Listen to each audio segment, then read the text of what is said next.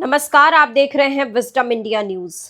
Middle east में एक बार फिर से तनाव के हालात बनते हुए दिखाई दे रहे हैं क्योंकि इजरायल ने बुधवार रात को सीरिया की राजधानी दमिश्क में रक्षा मंत्रालय के मुख्यालय और राष्ट्रपति भवन के आसपास ताबड़तोड़ हमले किए। इजरायल ने यह हमले सीरियाई बलों को इस चेतावनी के साथ जारी किए कि उन्हें दक्षिणी सीरिया से हट जाना चाहिए।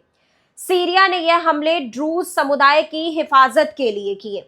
इसे लेकर बहुत सारे सवाल हमारे सामने हैं, जैसे ड्रूज समुदाय कौन है, इजराइल के लिए यह इतना अहम क्यों है कि वह उनकी हिफाजत के लिए सीरिया पर बमबारी कर रहा है। सीरिया में ड्रूज समुदाय को किससे खतरा है, सीरिया की सरकार ड्रूज समुदाय से क्या चाहती है, इसे समझने के लिए हमें थोड़ा सा पीछे जाना होगा। सीरिया की सेना मंगलवार को देश के दक्षिणी इलाके में स्थित सुवेदा शहर में घुस गई। पिछले कुछ दिनों से सुवेदा में सीरिया के इस्लामिक सुन्नी कट्टरपंथी समूहों और ड्रूज मिलिशिया के बीच हुई झड़पों में कई लोगों की मौत हुई और इसके बाद सीरिया की सेना ने इस मामले में दखल दिया।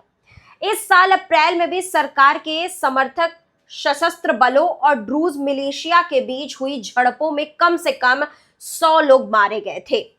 तो वहीं ड्रूज समुदाय के लोगों की मुश्किलें इसलिए ज्यादा हैं क्योंकि सीरिया की सेना के साथ कई इस्लामिक ताकतें भी खड़ी हैं। इसे लेकर ड्रूज समुदाय के लोग सुरक्षा की गुहार लगा रहे हैं।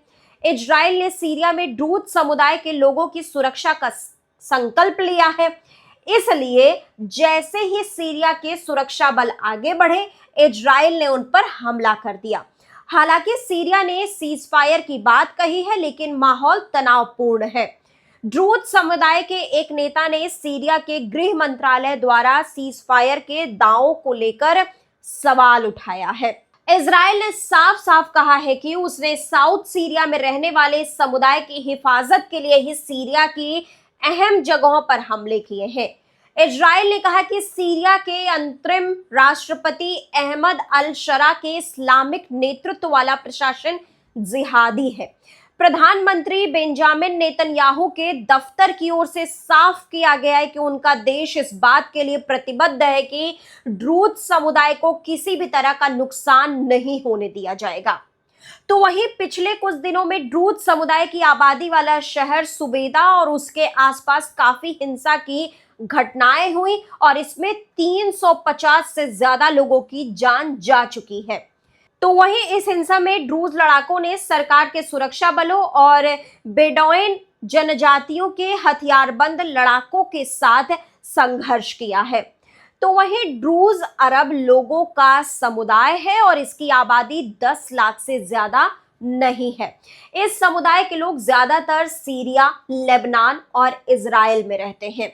सुवेदा में इस समुदाय के लोगों की बड़ी आबादी है। ड्रूज समुदाय जब सीरिया में सिविल वॉर चल रहा था, तब पूर्व राष्ट्रपति बशर अल असद और इस्लामिक गुटों के बीच चल रही जंग में बुरी तरह फंस गया था।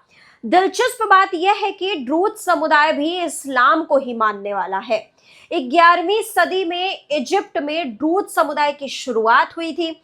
इसमें धर्म परिवर्तन नहीं किया जाता और अंतरजातीय विवाह भी नहीं होते हैं। गोलान हाइट्स में ड्रूज समुदाय के 20,000 से ज्यादा लोग रहते हैं। गोलान हाइट्स बेहद अहम रणनीतिक इलाका है जिसे इजराइल ने 1967 में सीरिया से छीन लिया था और तब 6 दिन तक जबरदस्त लड़ाई चली थी। इजराइल ने 1981 में इसे अपने इलाके में शामिल कर लिया था। तो वहीं इस इलाके में 25,000 यहूदी समुदाय के लोग भी रहते हैं। बताना जरूरी होगा कि सीरिया में लंबे वक्त तक बशर अल असद का शासन रहा, लेकिन पिछले साल उनकी सरकार के जाने के बाद सीरिया के नए राष्ट्रपति अहमद अल शरा ने वादा किया था कि सीरिया में सभी धर्मों, नस्लों के लोगों की उनकी सरकार हिफाजत करेगी। लेकिन सीरिया के सुन्नी कट्टरपंथी समूह देश में धार्मिक रूप से अल्पसंख्यक समुदायों का उत्पीड़न कर रहे हैं। तो वहीं ये कट्टरपंथी समूह अंतरिम राष्ट्रपति अहमद अल शरा के वफादार माने जाते हैं। ड्रूज समुदाय में से कई लोग बशर अल असद के शासक के भी विरोधी थे और वह अंतरिम राष्ट्रपति को लेकर भी बहुत भरोसेमंद नहीं है। वहीं अब एक और सवाल यह है कि सीरिया की सेना ड्रूज समुदाय के लोगों से क्यों लड़ रही है। सीरिया की नई सरकार और ड्रूज के बीच संबंधों में तनाव की एक वजह ड्रूज मिलिशिया को निशस्त्र करना है। तो वहीं अंतरिम राष्ट्रपति अहमद अल शरा सभी हथियारबंद लड़ाकों को सेना के तहत लाना चाहते हैं, लेकिन वह अब तक ड्रूज समुदाय के साथ कोई भी समझौता नहीं कर पाए हैं, क्योंकि समुदाय के लोग अपना अलग वजूद बनाए रखने पर अड़े हुए हैं। तो वहीं सबसे अहम सवाल यह है कि इजराइल इनकी हिफाजत के लिए क्यों लड़ रहा है। इस समुदाय के लोगों को इजराइल की सेना में भर्ती किया जाता है, वे बड़े पदों पर हैं और बड़ी संख्या में समुदाय के लोगों को इजराइल ने नागरिकता भी दी है। तो वहीं इजराइल के पुलिस और सुरक्षा बलों में भी ड्रूज समुदाय के लोग हैं। इजराइल की सरकार ने दक्षिणी सीरिया में किसी भी तरह के सैन्य बलों या हथियारों के इस्तेमाल पर रोक लगाई है, जबकि सीरिया की सरकार इससे इनकार करती है। तो वहीं सीरिया की सरकार का कहना है कि यह उसकी संप्रभुता का उल्लंघन है। इजराइल और सीरिया के बीच लंबे वक्त से संघर्ष चल रहा है और इजराइल ने बशर अल असद के जाने के बाद सीरिया में हमले तेज किए हैं। इजराइल का कहना है कि वह सीरिया में ऐसे कट्टरपंथियों को खत्म करना चाहते हैं जो उसकी सुरक्षा के लिए खतरा बन सकते हैं।